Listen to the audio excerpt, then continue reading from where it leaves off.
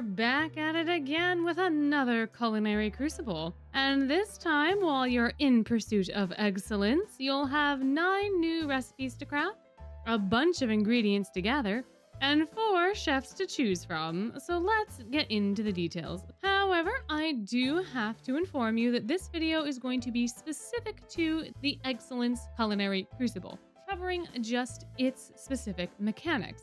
If you want to know how the Culinary Crucible as a whole functions, I do have a much larger guide that goes over all of that, which will help you understand some of the things we're going to talk about here.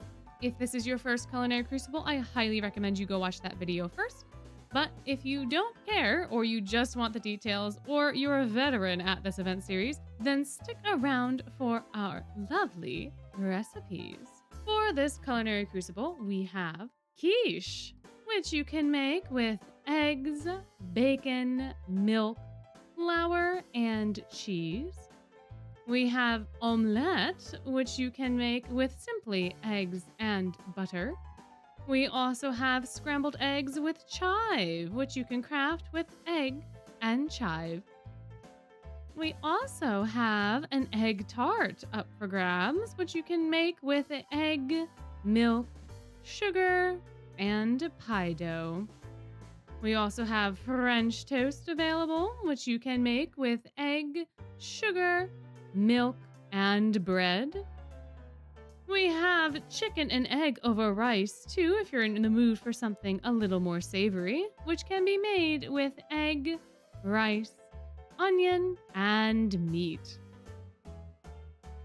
We also have, for your consideration, Eggs Benedict, which you can make with egg, bacon, butter, bread, and a little bit of love. We also have shakshuka, which you can make with egg, tomato, onion, bell pepper, and chili powder. We also have Scotch eggs as our last but not least recipe, which you can make with egg, onion, meat, flour, and breadcrumbs. All of our lovely recipes can be seen here in this lovely spread, which you can come back to and reference should you wish to for all of the recipes. However, we should talk about what you need to cook when, so let's get into our cooking priority. For the pursuit of excellence, we have this lovely ingredient spread. There are 5 total excursions, the first of which is always going to give you that required ingredient. It is the only one there. But we also have the botanical garden, farm, school store, and windmill. The last 2 areas do require a certain amount of tokens to unlock, and therefore, we can't make very much at the start. Naturally, you will be given the ingredients to make a singular quiche at the beginning. Please do that. But afterwards, you're basically stuck with omelet or scrambled eggs with chives. Those are the only 2 recipes that do not need ingredients from those last 2 areas. Because both only require 1 additional excursion, we need to look at the ingredient priorities for those excursions to determine which one is going to be more beneficial for us to craft. If we look at the omelet, we can see that milk is the highest drop rate in that category, with the bacon, meat, and our required ingredient butter all being about the same probability.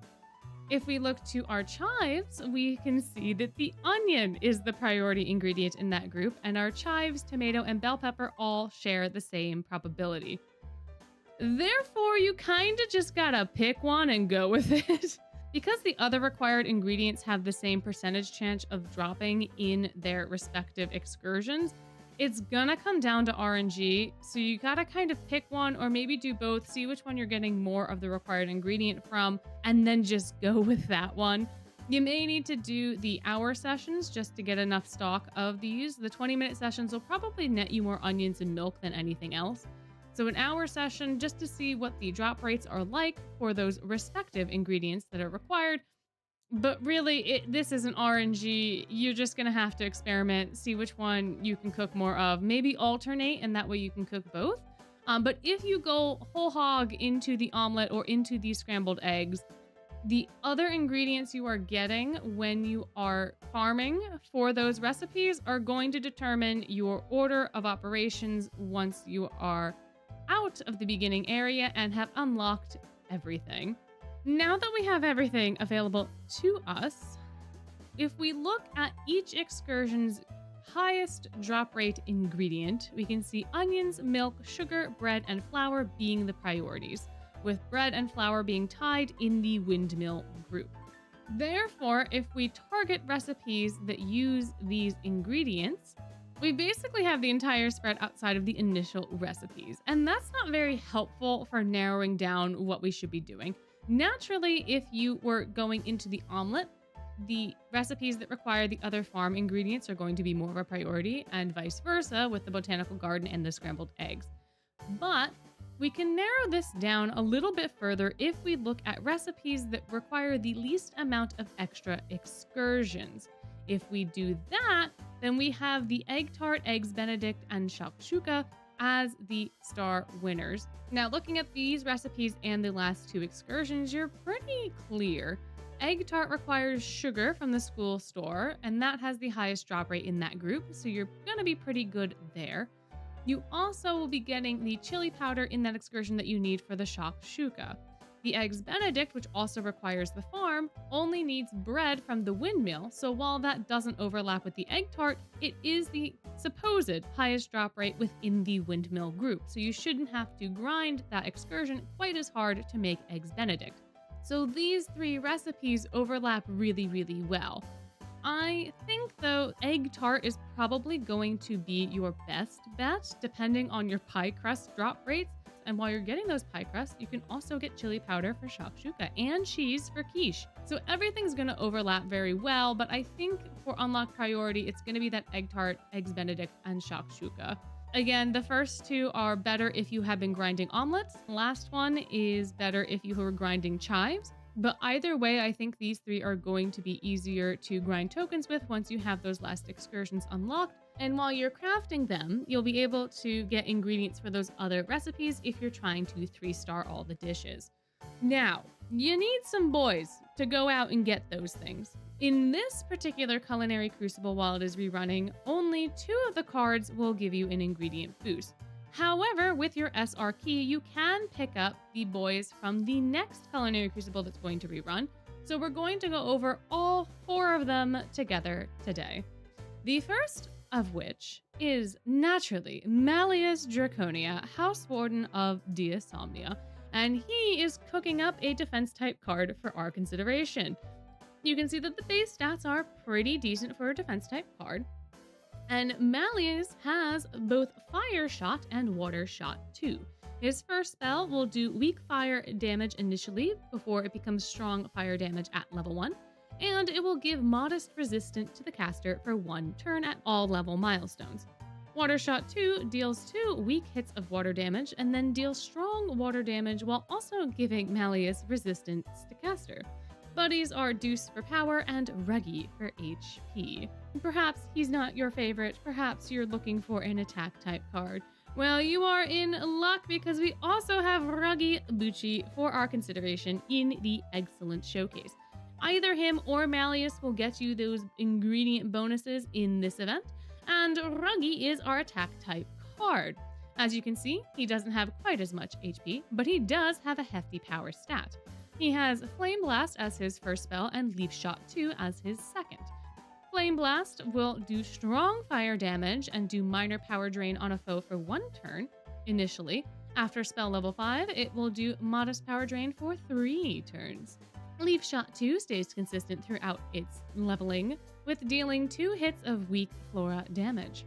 Buddies for Ruggy are Trey for HP and Malleus for power. These 2 cards will get you bonus ingredients in this excursion.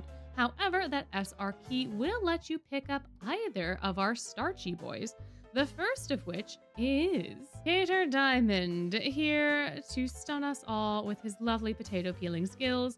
He is our attack type card for the next Crucible, so when the Starch Difference Crucible drops, Cater and our next fellow will give you bonus ingredients there. If Cater is your fave, or perhaps you have Malleus and Ruggy already, You can pick up this attack type card. His spells are Forest Strike, Flora, and then Water Shot 2, Water.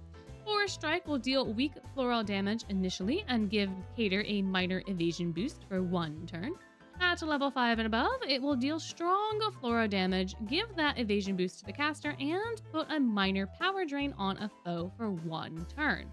Water Shot 2 stays consistent with dealing 2 hits of weak water damage throughout its life cycle. The buddies for Cater are Rook for power and Kaleem for HP. Our next card in the starch is Rook himself, Rook Hunt. Rook is our defense type card for that Crucible. He has a very hefty HP stat, but not as hefty of a power stat, naturally. He has a Flame Blast, a first spell, and a Leaf Shot 2, a second spell. This Flame Blast will deal strong fire damage and a minor power drain on foe for 1 turn before transforming at level 5 into dealing strong fire damage with a 3-turn power drain on foe. Leaf Shot 2 will stay consistent, dealing 2 hits of weak floral damage. Buddies are, of course, Cater for HP and Ortho for power.